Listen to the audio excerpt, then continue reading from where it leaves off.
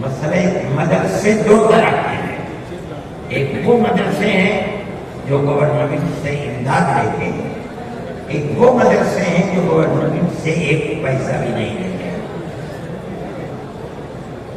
ہم پہلے سے کہتے تھے, لوگوں سے بلاتے تھے کہ پیسہ مت دو.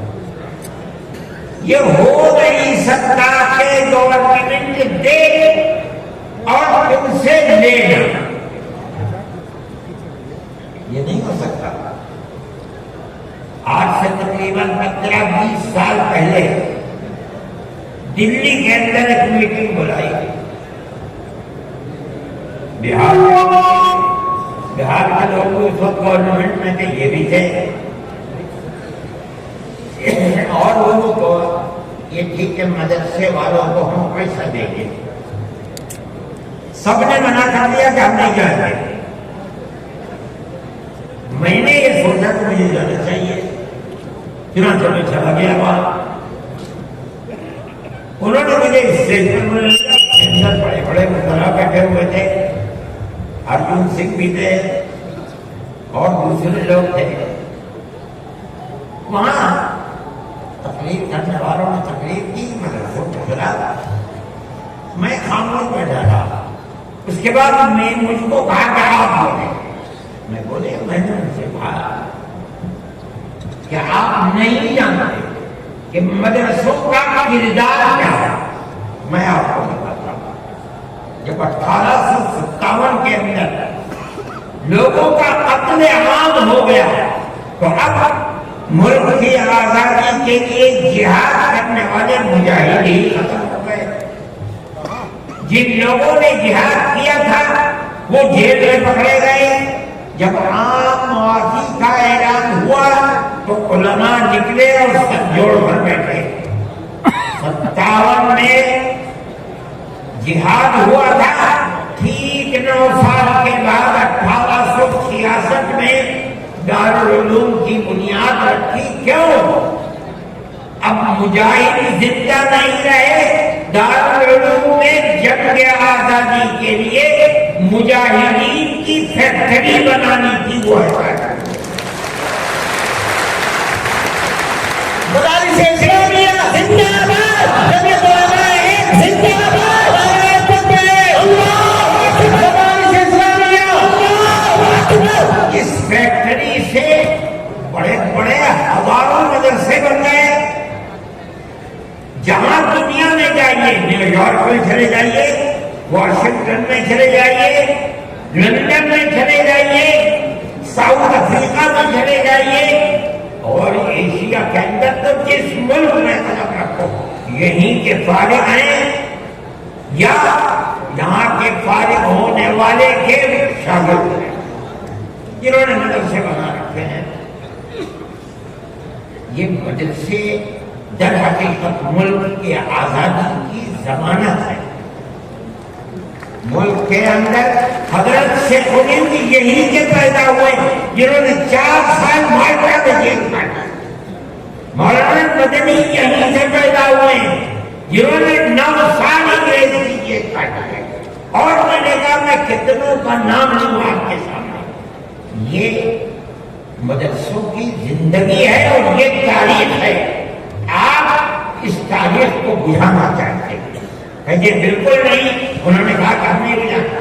میں نے کہا کہ یہ ہو نہیں سکتا کہ آپ پیسہ دیں گے اور پھر ان کے نظام تعلیم اور نصاب تعلیم میں دخل کریں. آواز آئی, ہم وعدہ کرتے ہیں کہ نہیں دیں. میں نے کہا اچھا, میں آپ کو جھوٹا نہیں کہتا ہوں. مجھے یہ بتائیے کہ ابھی الیکشن میں 3 سال باقی ہیں. کیا آپ یہ ضمانت دے سکتے ہیں کہ 3 سال کے بعد جو الیکشن ہوگا اس الیکشن کے نتیجے میں کامیاب ہو کر آپ ہی اقتدار کی کرسی پر بیٹھیں گے؟ کہنے لگے نہیں دے سکتے. میں نے کہا تو آپ کو 3 سال کی ضمانت نہیں دیتے, اور میرے دل میں یہ ارمان ہے کہ اگر قیامت تک میں زندہ رہوں گا تو میں مدرسوں کو دے دوں گا.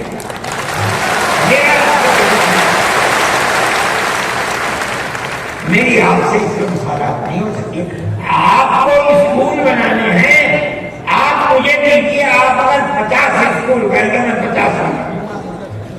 لیکن آپ یہ چاہیں کہ مدرسے کو ختم کر کے اس کے اندر اسکول کا نصاب بن جائے، یا یہ مدرسے آپ سے پیسہ لے کر چلے جمعیت علماء سے دوبارہ؟ میں نے ان سے کہا کہ مدرسے اور مسجد میں کوئی فرق نہیں ہے۔ کہنے لگے وہ کیسے؟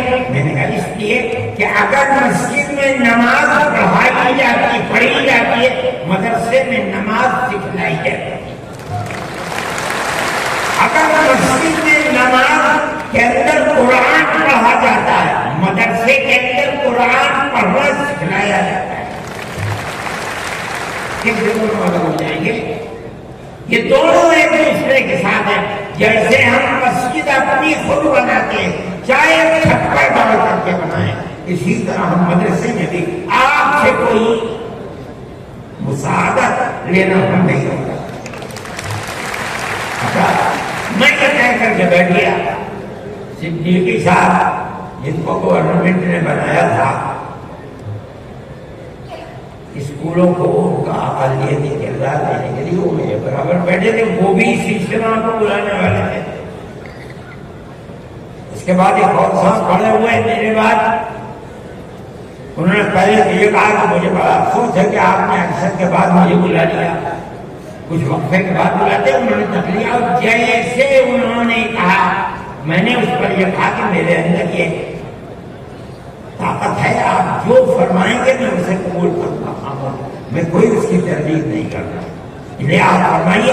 جیسے انہوں نے کہا کہ مدرسوں کا کردار کمزور گیا، وہ تو مجموعے کو صبح سے کھڑے ہو گئے، حدیث ہے اتار دو، بیٹھ دو، نکال دو۔ جب آگ لگنے لگی تو میں نے صدیقی صاحب کا صدیقی صاحب میں تو جا رہا ہوں، صدیقی صاحب نے مجھے پکڑے ہوئے خدا کر یہ بیٹھ جاؤ، یہ مجموعہ ہمارے قانون میں نہیں آئے گا۔ تو میں نے ان لوگوں سے کہا کیا بات ہے، کیوں آخر بڑھا رہے ہیں؟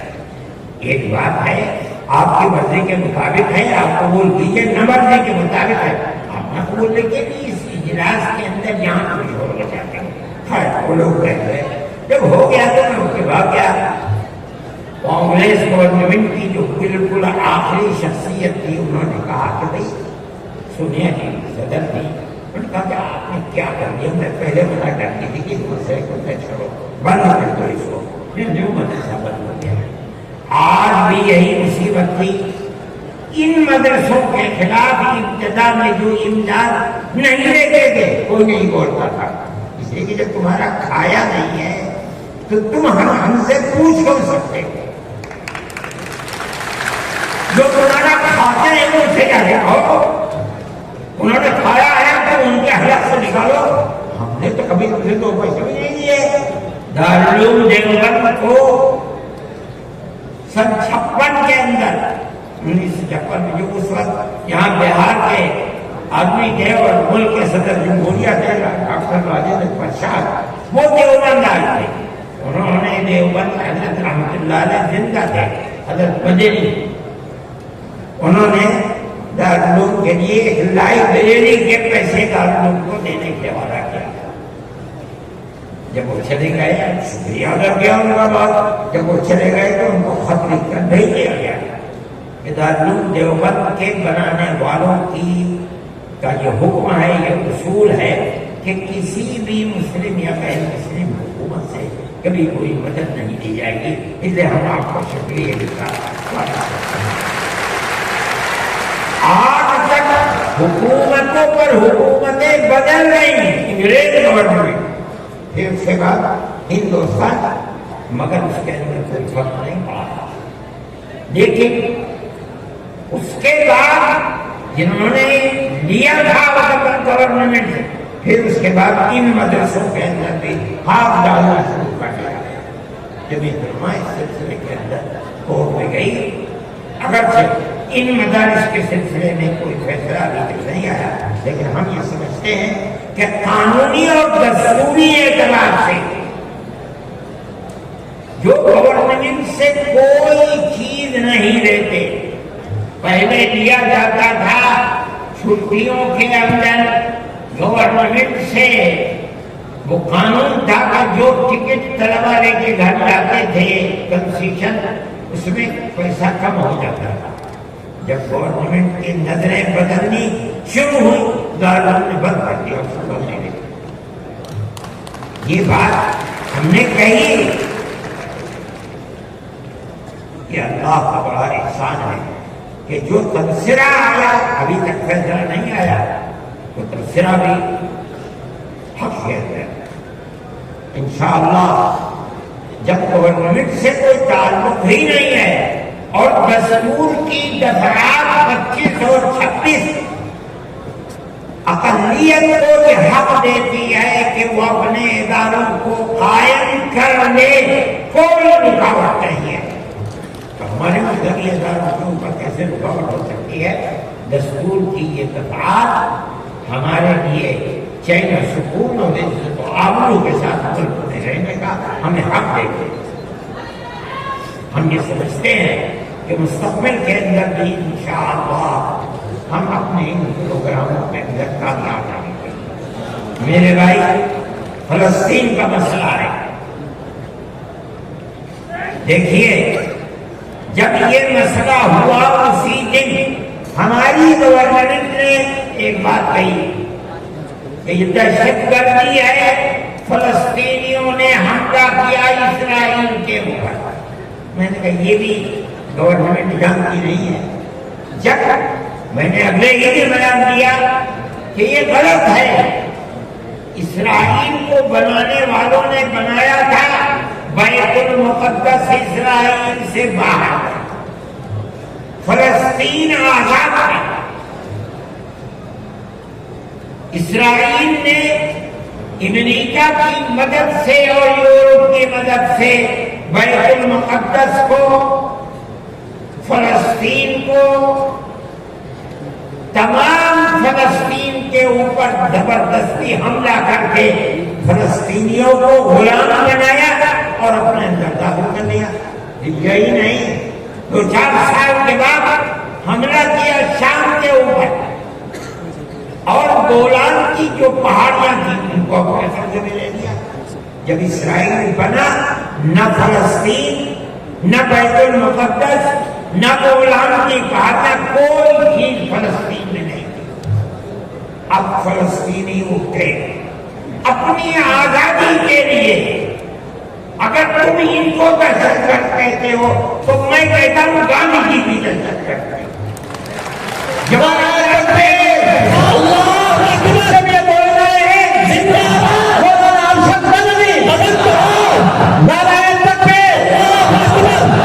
اس کے بعد سے میں کبھی یہ بات نہیں آئی، لیکن میں یہ کہتا ہوں کہ جس نظریے کو لے کر اٹھے، اس کا مطلب یہ ہے کہ کچھ جانتے ہوئے سے نہیں ہے. کیسے نہیں ہوگا؟ ہم کو دیکھنا چاہیے. اگر خود نہیں پڑھتے، پڑھے ہوئے لوگوں کو پوچھنا چاہیے تھا، وہ بتاتے ہیں آپ کو کہ ہو کیا رہا ہے. میرے بھائی، میں یہ بات کہتا ہوں کہ جمعیت علماء کی ایک تاریخ ہے، اور جمعیت علماء اس چیز کے اوپر ہے. ہمارا اس وقت کا مسئلہ صرف ایک ہی مسئلہ نہیں، بہت مسائل ہیں، لیکن وقت تربندی بل کا مسئلہ نہیں ہے. اس کو جاننے کے لیے ہمارا مذہب ہے. ہم یہ کہتے ہیں بہار کی گورنمنٹ کو بھی، آندھرا گورنمنٹ کو بھی اگر وہ کریں گے تو اس کا مطلب یہ ہے کہ مسلمان کے پیٹ کے اندر چھرا ہو جائیں گے، اور مسلمان کے مذہب کو آگ لگانا چاہتے ہیں. مسلمان کو سوچ لینا چاہیے کہ وہ کیا کرے گا اور مستقبل کے اندر اسے اس جنجال کو کس طرح نمٹانا ہے.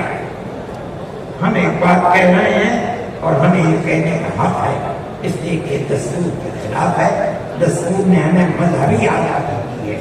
آپ وقت کو مذہب نہیں سمجھتے، لیکن اس لیے نہیں سمجھتے کہ نہ آپ قرآن کو جانتے ہیں، نہ آپ حدیث کو جانتے ہیں. حضرت عمر رضی اللہ تعالیٰ عنہ نے اپنا ایک باغ وقف کرنے کی نبی کریم علیہ السلام سے اجازت ہے، جو خیبر میں تھا. آپ نے فرمایا میری رائے ہے کہ اس باغ کو وقف مت کرنا، بلکہ باغ وقت کے کہ کھجوروں کو وقف کر دو فقراء اور مساکین کے لیے، اس لیے کہ باغ تمہارا رہے گا، باغ اس کا محتاج ہے کہ تم اس کی دیکھ بھال کرو، وقف کر دو گے کوئی دیکھ بھال نہیں کرے گا۔ باغ تمہارا ہے، تم اس کی دیکھ بھال کرو، جو پھل اس کے اوپر آئے گا وہ فقیروں کو انہوں نے صحیح کر دیا۔ میرے بھائی وقت 1400 سال سے چلا رہا ہے، اللہ نے قرآن میں فرمایا ہے، رسول اللہ نے حدیث کے اندر فرمایا ہے، اور کیونکہ یہ مجلس اس کی نہیں ہے ورنہ تو بے شمار اوقاف ہیں۔ خود نبی کریم علیہ السلام نے اپنی زندگی کے اندر وقف کی ہے، یہ ہمارا مطلب ہے۔ آپ تو اس کے اندر دخل دیتے ہیں، آپ یہ کہیں کہ دستور میں لکھا ہوا نہیں ہے، اس کا مطلب یہ ہے کہ آپ یہ نہیں مانتے کہ مسلمان کو آزادی ہے اپنے مذہب کی حفاظت کی، آپ یہ نہیں جانتے ایک ایک مذہب کی جزیات کو دستور کے اندر جمع کرنا ممکن نہیں ہے۔ مذہب اسلام تو آدمی کے پیدا ہونے سے پہلے موت کے بعد تک قبر کے اندر جو صورتحال ہوتی ہے، اسلام سب کو اپنے احاطے میں لیے ہوئے۔ آپ کے دستور میں کتنی گنجائش ہوگی؟ یہ بات کہہ دیا کہ ہمیں اپنے مذہب پر چلنے اور اپنانے کا حق ہے، اسے زندہ رہنے کا حق ہے۔ ہم یہ بات کہہ رہے ہیں، ہم نہیں چاہتے کہ کوئی دوسرا اس کے اندر بدلاؤ کرے۔ میرے بھائی، میں نے یہ بات کہی اور میں نہیں سمجھتا ہوں کہ اس سے زائد مجھے کوئی بات کہنی چاہیے، اس لیے میں آپ حضرات سے یہ تشریف آوری کا شکریہ ادا کرتا ہوں۔ میں اس ہال کے اندر 1-2 مرتبہ پہلے بھی آ چکا ہوں، مگر میں نے کبھی مسلمانوں کا اتنا بڑا مجمع یہاں نہیں دیکھا۔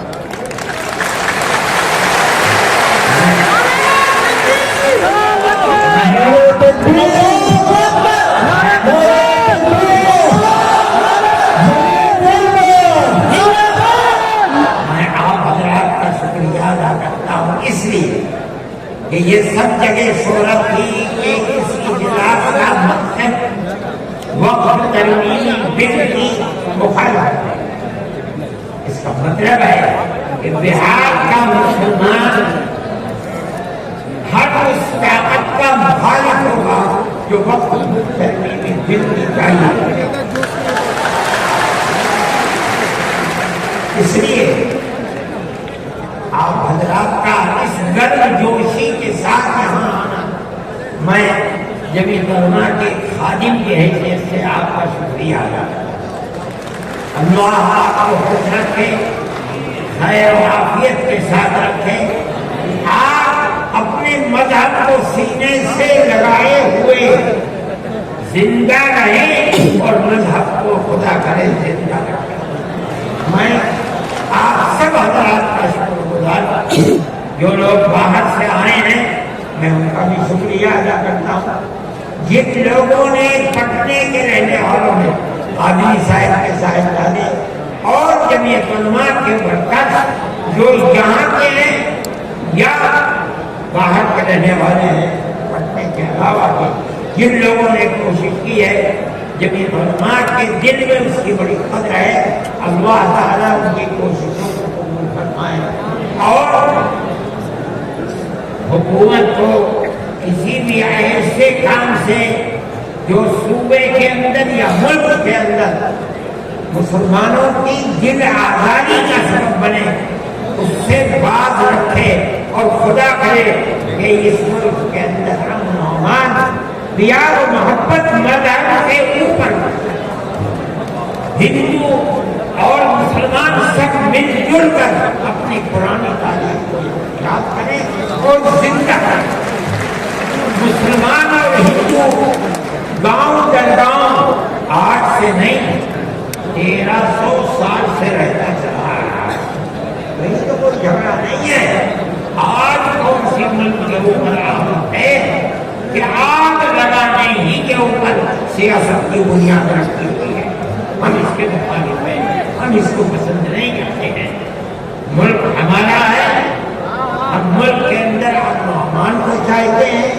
پیار و محبت پہنچاتے ہیں. جس طرح ہندو کا حق ہے مسلمان کا بھی حق ہے ایک دوسرے کے ساتھ پیار و محبت کرنی چاہیے. میں ہر مسلمان سے کہتا ہوں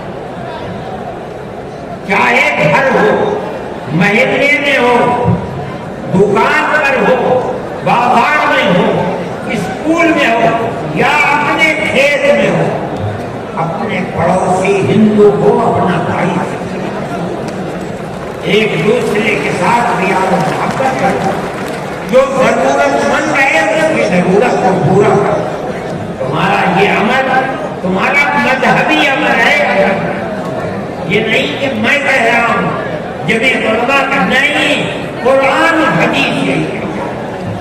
اس لیے آپ اپنی اس محبت بھری زندگی کو دنیا کے سامنے پیش کریں. میں ارباب مدارس سے نہیں کہتا ہوں, وہ جہاں جائیں, جہاں رہیں, جہاں مدرسہ چلائیں, ایک دوسرے کے ساتھ ان ہندو مسلمان کو قریب کرنے کی اپنی تحریک کو زندگی عطا فرمائیں جو آپ کی تحریک نہیں ہے, اسلام کی دی ہوئی تحریک. اللہ ملک کے اندر امن و امان کو قائم رکھے.